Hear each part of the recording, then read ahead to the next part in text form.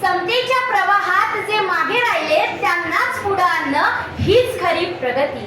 आज आपण विकासाच्या शर्यतीमध्ये धावत आहोत, परंतु आपण सर्वांनी एकाच ठिकाणाहून सुरुवात केली आहे का, हाच प्रश्न आम्हाला जातनिहाय जनगणनेची जाणीव करून देतो। नमस्कार, मी स्पर्धक क्रमांक 50 आज तुमच्या समोर विषय मांडते, समृद्ध भारतासाठी जातनिहाय जनगणना सामाजिक समतेची गुरुकिल्ली। मित्रांनो, आपला भारत देश विविध जाती धर्मांचा आहे। आपण संविधान आणि समता याच्यात चर्चा करतो, परंतु आपल्या समाजामध्ये समानता निर्माण झाली आहे का? आजही काही सामाजिक घटक हे शिक्षणापासून, नोकरीपासून आणि रोजगारापासून वंचित आहेत। आपण 21व्या शतकामध्ये जगतो, परंतु आजही आपल्या समाजामध्ये अन्याय, विषमता हे आजही मांडून बसलेले आहेत। आपण विकसनशील देश म्हणतो, पण विकास सर्वांसाठी आहे काय? आणि याचसाठी जातनिहाय जनगणना ही महत्त्वाची पायरी आहे। मग मित्रांनो, जातनिहाय जनगणना म्हणजे तरी काय?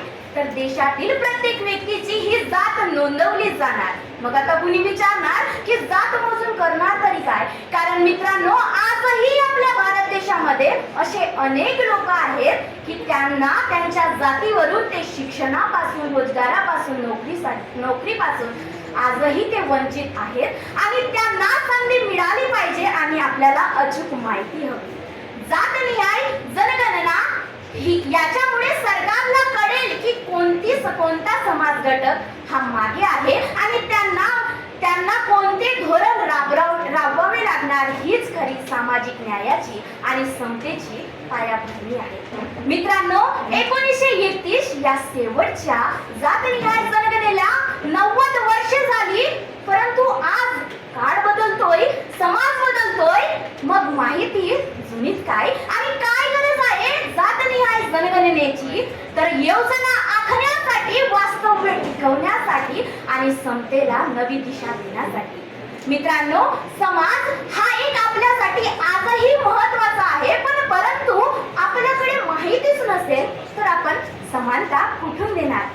सामाजिक समानता म्हणजे काय? तर आपल्याला समाजामध्ये समान हक्क, संधी मिळाली पाहिजे आणि प्रत्येक व्यक्तीला शिक्षणाची, नोकरीची ही संधी मिळायलाच हवी। आणि संधी निर्माण करण्यासाठी आधी आपल्याला वास्तव्य निर्माण करावं लागेल आणि हेच वास्तव्य आपल्याला जातनिहाय जनगणनेमुळे मिळेल।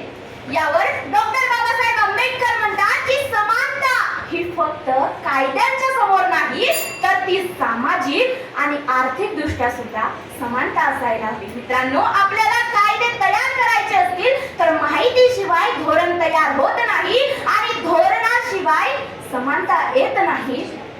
मग मित्रांनो, ही जी आपली जातनिहाय जनगणना आहे, ही फक्त आकड्यांची मोजणी नाही, तर समानतेच्या एक नवं पाऊल आहे। मित्रांनो, काही वेळा आपल्याला असं वाटतं की आपण जात नोंदवली म्हणजे आपण त्याला खत पाणी दिलं, तर वास्तव्य उलट, अंधाराला नाकारून उजेड येत नाही आणि आपल्याला जात व्यवस्थेला जरी अंधारातून उजेडाकडे न्यायचं असेल तर तिला आधी प्रकाशात न्यावं लागेल आणि तेच प्रकाश म्हणजे जातनिहाय जनगणना। मित्रांनो, आज आपल्या भारत देशामध्ये जातनिहाय जनगणनेची समाजामध्ये उत्सुकता निर्माण झाली आहे, परंतु या जातनिहाय जनगणनेमध्ये धन्यवाद। एवढं बोलून मी आपले 2 शब्द बंद करते।